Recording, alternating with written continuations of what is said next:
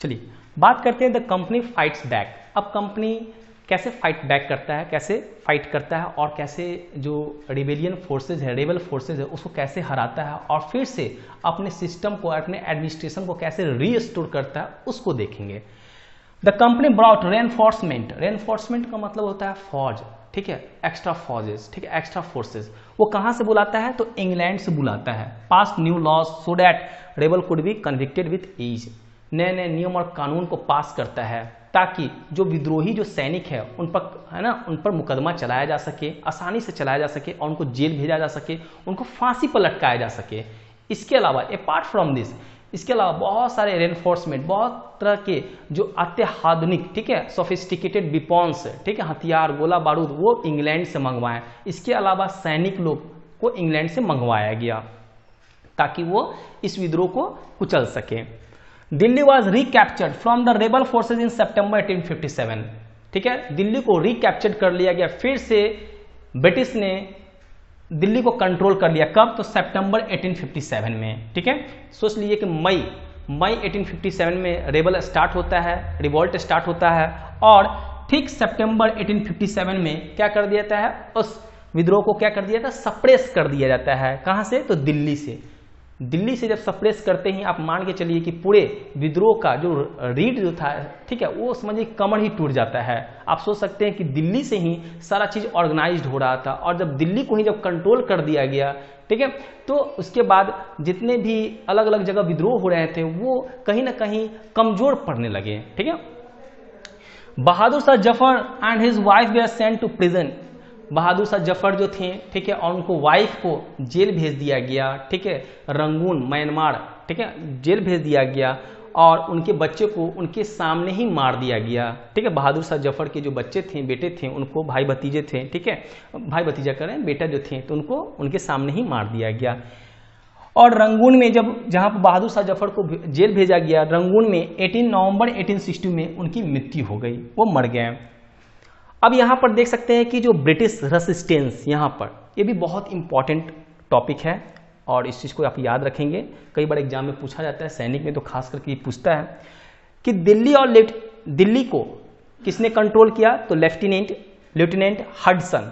कब किया? तो सितंबर 1857, यानी सितंबर 1857 में क्या हुआ? दिल्ली कंट्रोल हो गया। किसके द्वारा? तो हडसन के द्वारा। लखनऊ की बात करते हैं तो जेम्स आउटरम और सर कॉलिन कैम्पबेल। तो आउटरम और कैम्पबेल ने मार्च 1858 तक क्या किया कि लखनऊ को भी कंट्रोल कर लिया। झांसी की अगर बात करते हैं तो सर ह्यूज रोज जून 1858 में, है ना, झांसी की रानी को जून 1858 में युद्ध होता है हीरोज के साथ और वो मर जाती है, शहीद हो जाती है। और हीरोज कहते हैं कि इतनी सारे लाश पड़े हुए, उनमें एकमात्र अगर कोई मर्द है तो ये महिला, ठीक है, ये झांसी की रानी लक्ष्मीबाई है।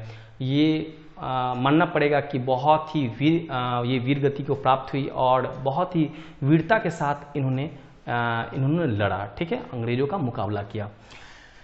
यहाँ पर आप देख सकते हैं कानपुर से ह्यूज व्हीलर और सर कॉलिन कैम्पबेल ने कुछ किया, ठीक है, और कानपुर को कंट्रोल में ले लिया। बनारस से जेम्स नील लीड कर रहे थे और बनारस को कंट्रोल कर लिया। रानी अवंतीबाई चूज टू एम्ब्रेस, जब ये दुश्मनों से रानी अवंतीबाई घिर चुकी थी, ठीक है, तो इन्होंने क्या किया? वो सरेंडर नहीं किया अंग्रेजों के सामने और अपने आप को क्या कर लिया? वो मार डाली। ठीक है, अंग्रेजों को पकड़ नहीं आई। तात्या टोपे की बात करें, जो नाना साहब के जनरल हुआ करते थे और रानी लक्ष्मीबाई को सपोर्ट बहुत ज़्यादा किया करते थे, ठीक है, तो Tatya Tope escape to jungles of central India and continue to fight a guerrilla war. यहाँ पर आप देख सकते हो कि तात्या टोपे वहाँ से भाग निकले, ठीक है, और जंगल में जाकर के छिप गए, जहाँ पर ट्राइबल्स लोग के साथ ये गुरिल्ला वार किया करते थे। गुरिल्ला वार का मतलब होता है छिप करके वार करना, युद्ध करना, जैसे शिवाजी किया करते थे, ठीक है, तो ये गुरिल्ला वार, ये है ना, तात्या टोपे किया करते थे। लेकिन इनको भी क्या कर दिया गया? पकड़ लिया गया अप्रैल में और 1859 में इनको भी मार दिया गया। The defeat of the rebel forces encourage desertion. अब ये रिबल फोर्सेज जैसे जैसे हार रहे थे वैसे वैसे अलग अलग जगह पर जहाँ जो भारतीय सैनिक थे, ठीक है, वो कमजोर पड़ रहे थे, जहाँ रिवोल्ट सेंटर थे वो कमजोर पड़ने लगा, ठीक है। और the British also tried their best to win back loyalty of the people. अब एक जगह जब दिल्ली पर कब्जा हो गया ब्रिटिश का अगेन, ठीक है, लखनऊ, कानपुर, बरेली, ठीक है, ये सब को फिर से अगेन जब कैप्चर कर लिए, तो अब जाकर के एक ब्रिटिशर्स ने, ठीक है, ब्रिटिश गवर्नमेंट ने एक नया पॉलिसी अपनाया, कहा कि अब हमको जो इंडियंस हैं उनको जो हार्ट है उनको विन करना होगा, यानी दिल जीतना होगा, क्योंकि हमने तो बहुत ज़्यादा मतलब कि बहुत ज़्यादा नुकसान हुआ, बहुत सारा लाखों लोग मारे गए, ठीक है, लेकिन अब कुछ ऐसा पॉलिसी लाना होगा, ठीक है, जिससे हम क्या कर सकते उस घाव को मरहम दे सके, ठीक है। तो मरहम लगाने के लिए इन्होंने क्या किया कि कुछ लॉयल पॉलिसी लाया गया, announced rewards for loyal land holders, और कहा कि जितने भी उसके जो लॉयल थे, ईमानदार जो जमींदार जो थे, उनको ऑफर किया गया कि आप जो है ना क्या करें, हमारे जो वाइट पीपल्स हैं इन लोग को मारे पीटे नहीं, ठीक है, इन हमारे पब्लिक जो बिल्डिंग्स है ना, थाना है, पुलिस स्टेशन हैं, कोर्ट है, कचहरी है, ये सब को ये सब जलाइए उलाइए नहीं, ठीक है। तो ये सब अगर आप नहीं करेंगे तो आपके जो राइट्स हैं, लैंड जो लॉर्ड्स होते थे, जमींदार जो उनके जो राइट्स होते थे, ठीक है, वो मेंटेन रहेंगे, वो कंटिन्यू रहेंगे, ठीक है। और if they had not killed any white people they would remain safe, और अगर आप हमको नुकसान नहीं पहुंचाएंगे तो हम भी आपको कोई नुकसान नहीं पहुंचाएंगे, और आपके जो अधिकार है, जो राइट्स हैं, वो कंटिन्यू रहेंगे, ठीक है। चलिए अब बात करते हैं, इस चैप्टर का लास्ट टॉपिक है आफ्टर मैथ, ठीक है, जिसमें हम लोग कंक्लूजन को देखेंगे क्या होता है। The British had regain control of the country by the end 1859। अब आप देख सकते हैं कि मई 1957 से ये रिवोल्ट स्टार्ट होता है, और 1859 आते तक ठीक है, बाय द एंड ऑफ 1859 इस रिवोल्ट को सप्रेस कर दिया जाता है, दबा दिए जाते हैं। सम इंपॉर्टेंट चेंजेस, कुछ इंपॉर्टेंट चेंजेस भी लाए जाते हैं बाय द ब्रिटिश गवर्नमेंट। क्या क्या लाए जाते हैं तो देखिए, the British parliament passed a new act in 1858। British parliament एक नया कानून लाता है जिसके तहत 2 पोस्ट को क्रिएट किया जाता है। पहला इंडियन एक सेक्रेटरी का पोस्ट, एक सचिव का पोस्ट क्रिएट किया जाता है, और दूसरा वायसराय का पोस्ट क्रिएट किया जाता है। जो पहले गवर्नर जनरल होते थे उसके जगह पर वायसराय को पोस्ट को है ना क्रिएट किया गया, और एक अलग से पोस्ट क्रिएट किया गया जिसका नाम था सचिव यानी सेक्रेटरी। ये दोनों का अलग अलग काम हुआ करता था, ठीक है। यहां पर आप देख सकते हैं, the post of secretary was made to deal with the matter of the government of India, governance of India. Secretary का जो पोस्ट होता था बेसिकली ये भारत की जो प्रशासन उसको डील करता था, उसको देख रेख किया करता था कि भारत में किस ढंग से प्रशासन चल रहा है, कहीं कंपनी जैसा तो प्रशासन फिर से नहीं चल रहा है, ठीक है। तो वो क्या किया कि कंपनी की जितने भी पावर्स थे सबको पावर को सीज कर दिया, यानी कंपनी को कंप्लीटली है ना वहां से हटा दिया गया, और सारा पावर ब्रिटिश जो क्राउन जो थी, ब्रिटिश गवर्नमेंट अपने हाथ में ले लिया। यानी कंपनी जो ईस्ट इंडिया कंपनी जो था वो 1858 के बाद कंप्लीटली हट जाता है, ठीक है। और वो सारा पावर, इंडिया का सारा जो पावर है, पॉलिटिकल पावर, ठीक है, वो किसके हाथ में आ जाता है तो ब्रिटिश क्राउन के हाथ में आ जाता है, ब्रिटिश गवर्नमेंट के हाथ में आ जाता है। यहाँ पर जो सेक्रेटरी का पोस्ट क्रिएट किया जाता है जो भारतीय मामले को देखा करती थी, और जो गवर्नर जनरल था उसको बदल करके वायसराय का पोस्ट क्रिएट किया गया। ए personal representation of the crown, वो राजा का जो क्राउन, ठीक है, ब्रिटिश क्राउन का वो पर्सनल रिप्रेजेंटेटिव होता था। कहाँ तो इंडिया में होता था, यानी कोई भी ऐसा बात होता था वो तुरंत अपने राजा को बताता था, ठीक है। All ruling chiefs of the country were assured that their territory would never be annexed। जितने भी रूलिंग चीफ्स थे, जितने भी रीजनल रूलर्स थे, सबको यह जतलाया गया कि आपका जो टेरिटरी है आपसे नहीं छीना जाएगा, ठीक है ना, इन फ्यूचर भविष्य में कभी नहीं छीना जाएगा। They were allowed to pass on their kingdoms to their heirs, और जो आपका जो नेक्स्ट हायर्स है, जो उत्तराधिकारी है, वो आपका जो राज्य है उसको संभालेगा। आई बात समझ में? तो कहने का सेंस है कि जो हायर्स, जो उत्तराधिकारी जो थे, जिसको बंद कर दिया गया, ठीक है, डलहौजी ने, उसको फिर से कंटिन्यू करने की कोशिश किया गया। कहा गया कि आपका जो भी हायर है, ठीक है, जो उत्तराधिकारी जिसको आप बनाना चाहते हैं वो आपका जमीन का मालिक होगा, ठीक है, वो आपके राज्य का मालिक होगा।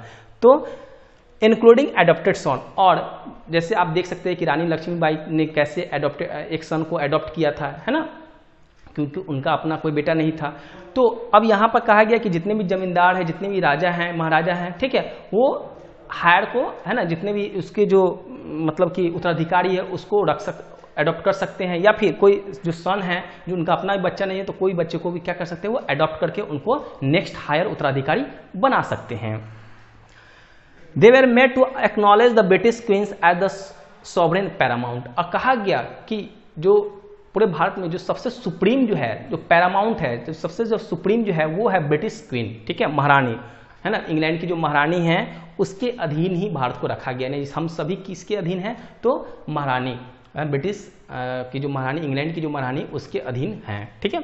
तो यहाँ पर आप देख सकते हैं कि सुपरमेसी किसको बनाया गया, तो ब्रिटिश क्वीन को बनाया गया है, ठीक है। Proportion of Indian soldiers in the army would be reduced, और भारतीय जो सैनिक होते थे, ठीक है, उनकी जो संख्या को घटा दिया गया, कम कर दिया गया, और जो उसमें जो सैनिक जो थे, ठीक है, गोरखा, सिख और पठान को इंक्लूड कर दिया गया। आई बात समझ में, यानी अवध का जो सैनिक लोग थे जो सिपाही रिवोल्ट में अपना योगदान दिए, ठीक है, जिनकी संख्या बहुत ज़्यादा थी, ठीक है, basically they belong from Awadh region, तो वहाँ से कोई भी सैनिक को अब लेना बंद कर दिए, और कहाँ से लेने लगे, तो गोरखा, सिख और पठान से, वहाँ उस कम्युनिटी से अपने सैनिक को लेना स्टार्ट कर दिए। The land and the property of Muslim was confiscated, और जितने मुस्लिम की जो जमीनें होती थी, ठीक है ना, वो लैंड को क्या कर दिया गया, जब्त करने लगे, और ये मानने लगे कि ये जो है ना, ये लोग बहुत ही सस्पिशियस हैं, और उनको है ना एक शक की निगाहों से भी लोग है ना अंग्रेज लोग देखने लगे। उनकी ज़मीन जो थी बहुत ज़्यादा, राजा महाराजा जो रखे, मुस्लिम रूलर्स लोग रखे हुए थे, उनकी ज़मीन को भी क्या किया गया, कन्फिस्केट किया गया, जब्त कर लिया गया। The British decided to respect the customary religious and social practice of the people in India, और यहाँ से ब्रिटिश ने ये एक्सेप्ट करने लगा कि अब हमें जो भारत का जो कल्चर है, जो ट्रेडिशन है, जो संस्कृति है, उसको भी क्या करना है, इज्जत देना है, रिस्पेक्ट करना है, ठीक है। ऐसा नहीं है कि सिर्फ यूरोपियन कल्चर को यहाँ पर लाना है और यहाँ पर इन लोग को बताना है कि ये हमारा बढ़िया है और इंडियन कल्चर खराब है, ठीक है, यानी इंडियन कल्चर को भी रिस्पेक्ट करना है। Policies were made to protect landlords and zamindars and give them security और राइट्स ओवर देयर लैंड्स, और जो लैंडलॉर्ड्स थे, ठीक है, जमींदार्स थे, उनके जो राइट्स थे उनको प्रोटेक्ट किया गया। कहा कि आपके जो राइट्स हैं वो वैसे ही रहेंगे, रिमेन रहेंगे, ठीक है, और जैसे जैसे टैक्स जैसे लोग दे रहे हैं वैसे ही टैक्सेस देंगे, यानी आपसे आपकी प्रॉपर्टी नहीं छीनी जाएगी।